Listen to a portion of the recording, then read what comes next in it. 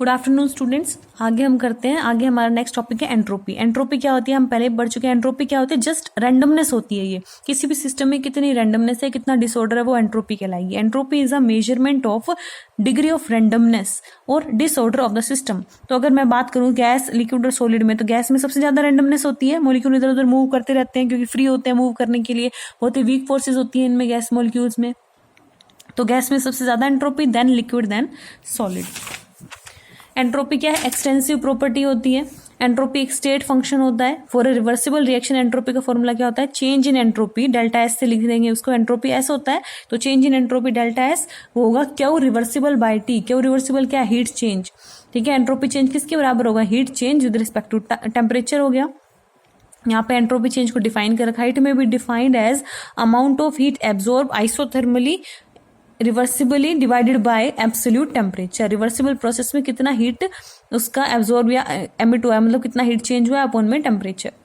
और देखो एंट्रोपी हमारा जो है, चेंज इन एंट्रोपी हम क्या करें? स्टेट फंक्शन है। तो कोई भी स्टेट फंक्शन होता है उसके लिए जो पाथ इंटीग्रल होगा, क्लोज पाथ इंटीग्रल, ये इंटीग्रेशन का साइन और क्लोज पाथ कर दिया मैंने, वो जीरो होगा क्योंकि ये स्टेट फंक्शन है। हर एक स्टेट फंक्शन के लिए चीज ट्रू होती है। तो एंट्रोपी भी हम कह रहे हैं स्टेट फंक्शन है।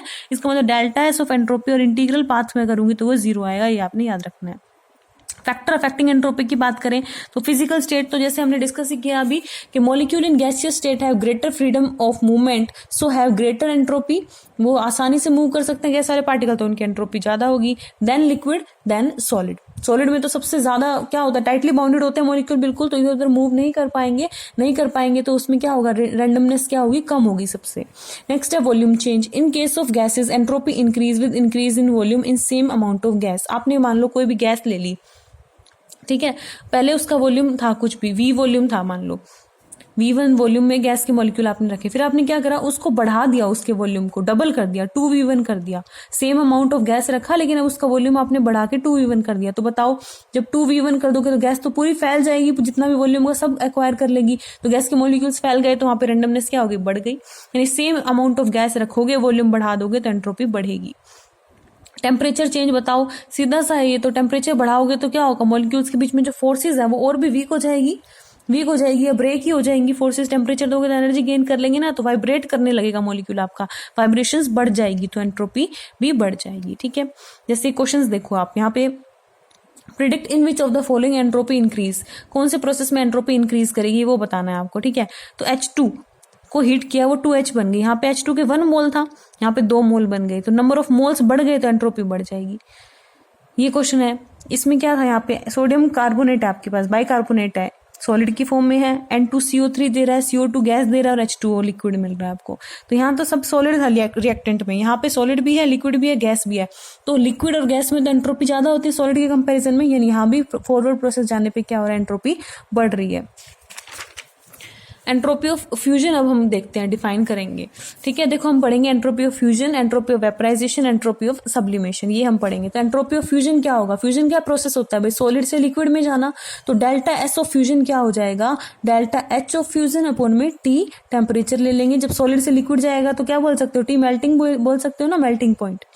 नेक्स्ट है एंट्रोपी ऑफ वेपराइजेशन। वेपराइजेशन क्या होता है? जब लिक्विड से वेपर कन्वर्ट होना वेपराइजेशन कहलाता है। तो डेल्टा एस ऑफ वेपराइजेशन को हम कैसे बोलेंगे? ये होगा delta H of vaporisation upon में टी क्या हो जाएगा? बॉइलिंग। लिक्विड से वेपर जाना बॉइलिंग पॉइंट ही होगा ना, तो टी बॉइलिंग हो जाएगा। एंट्रोपी ऑफ सब्लिमेशन क्या हो जाएगा यहाँ पे? Entropy of sublimation is entropy change when 1 mole of solid is directly changes into vapour. वही सब्लिमेशन क्या होता है? सॉलिड से वेपर में जाना। जब 1 मोल सॉलिड वेपर में डायरेक्टली कन्वर्ट होगा तो कितना एंट्रोपी चेंज आएगा? वो क्या कहलाएगा? Entropy of sublimation. तो वो क्या हो जाएगा? डेल्टा एस ऑफ सब्लिमेशन क्या हो जाएगा? Delta H of sublimation upon में टी।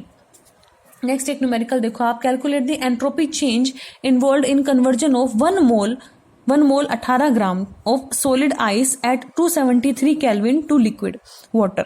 आपने 1 मोल आइस यानी 18 ग्राम आइस को आपने लिक्विड में कन्वर्ट किया 273 केल्विन टेम्परेचर पे, तो कितना एंट्रोपी चेंज होगा वो आपने बताना है। लेटेंट हीट ऑफ फ्यूजन दे रखा है आपको 6025 जूल पर मोल। ठीक है, तो देखो डेल्टा एस ऑफ फ्यूजन का फॉर्मूला क्या आएगा? Delta H of fusion by T. Delta H of fusion यानी लेटेंट हीट ऑफ फ्यूजन बोलते हैं इसको, तो वो दे रखा है आपको 6025। टी मेल्टिंग पॉइंट कितना है इसका? 273 केल्विन टेम्परेचर। दोनों वैल्यू दे रखे, पुट कर दोगे डेल्टा एस ऑफ फ्यूजन आ जाएगा।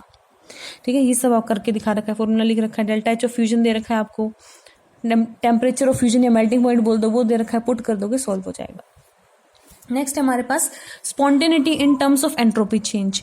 पहला पॉइंट क्या कहता है कि अगर डेल्टा एस ऑफ यूनिवर्स या डेल्टा एस हमारा टोटल जो है चेंज इन एंट्रोपी मतलब हम बोलेंगे is positive, the process is spontaneous. Change in entropy कैसा होना चाहिए, पॉजिटिव होना चाहिए, तभी प्रोसेस स्पॉन्टेनियस होगा। सेकंड क्या कहता है कि डेल्टा एस टोटल बोलो या डेल्टा एस ऑफ यूनिवर्स बोलो is negative, the direct process is spontaneous. Positive होगा तो स्पॉन्टेनियस होगा, अगर नेगेटिव है तो नॉन स्पॉन्टेनियस होगा। ये कह रहा है इस पॉइंट में, मान लो आपके पास कोई प्रोसेस है वो ए से बी जा रहा है और वो रिवर्सिबल प्रोसेस है और उसके लिए फॉरवर्ड डायरेक्शन में जाने के लिए जो एंट्रोपी चेंज है वो नेगेटिव है। तो फॉरवर्ड डायरेक्शन में जाने पे अगर एंट्रोपी चेंज नेगेटिव है तो हम क्या कह रहे हैं, प्रोसेस कैसा होगा, नॉन स्पॉन्टेनियस होगा। तो अगर ए से बी जाने पे एंट्रोपी घट रही है, नेगेटिव है घट रही है, तो बी से ए जाने पे बढ़ेगी, वो तो उल्टा होगा। यानी फॉरवर्ड प्रोसेस डायरेक्ट प्रोसेस तो इसका कैसा था, नॉन स्पॉन्टेनियस, तो इसका रिवर्स प्रोसेस पक्का कैसा होगा, स्पॉन्टेनियस होगा। ये सेकंड पॉइंट है, if delta S of total या delta S universe is negative the direct process is non spontaneous, the reverse process में भी स्पॉन्टेनियस। रिवर्स प्रोसेस कैसा होगा उसका, स्पॉन्टेनियस होगा। थर्ड क्या कहता है, डेल्टा एस टोटल और delta S universe is zero, the process will be equilibrium. तीन कंडीशन हो गई, डेल्टा एस अगर हमारा पॉजिटिव है तो प्रोसेस कैसा है, स्पॉन्टेनियस है। डेल्टा एस नेगेटिव मतलब प्रोसेस क्या है, नॉन स्पॉन्टेनियस है। और अगर डेल्टा एस आपका जीरो आ जाए, एंट्रोपी चेंज आपका अगर जीरो है, इसका मतलब प्रोसेस आपका इक्विलिब्रियम में है। ठीक है, तो ये यहाँ तक आपने करना है। कोई डाउट होगा तो आप मुझसे पूछ लेना। Have a nice day.